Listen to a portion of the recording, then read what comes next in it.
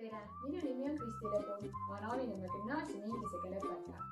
Umbes 2 aastat tagasi andsime välja praktilise käsiraamatu 100 ideed õpetajale, mis on tullile erinevatest vahvatest ja lihtsasti teostatavatest ideedest. Õpetajad võtsid raamatu väga hästi vastu.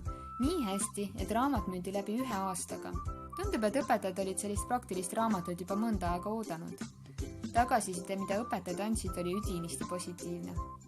Raamatu väljaandmine on aga üsna aja- ja rahamahukas protsess. 2 aastat tagasi pöördusin ma abi saamiseks hooandja poole. Ja siinkohal tahangi ma tänada kõiki need 262 inimest, kes minu projekti toetasid. Suur tänu teile! Ja siin ma olen 2 aastat hiljem uue raamatuprojektiga ja uuesti hoogu kogumas. 2 aasta jooksul on uusi ideid mühinal juurde tulnud, nii et jagan neid suurima hea meelega ka teiste õpetajatega. Raamat Veel 100 ideed õpetajale pakub lisaks paljudele õppetöö ja õppevahenditega seotud ideedele ka õuesõppe ja vahetundide sisustamise ideid.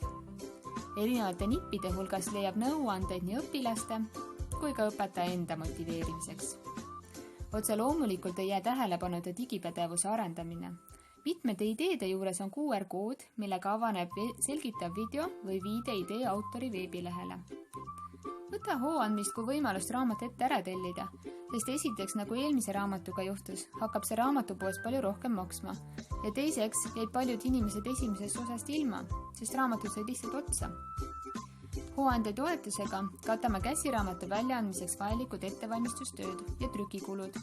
Kui kõik läheb plaanipäraselt, siis peaks raamatud valmis saama augusti 2. pooleks. Nii jääb õpetajatel aega raamatu uurimiseks ja uueks õppeaastaks vajalike ettevalmistuste tegemiseks. Kas see poleks mitte tore algus uuele õppeaastale?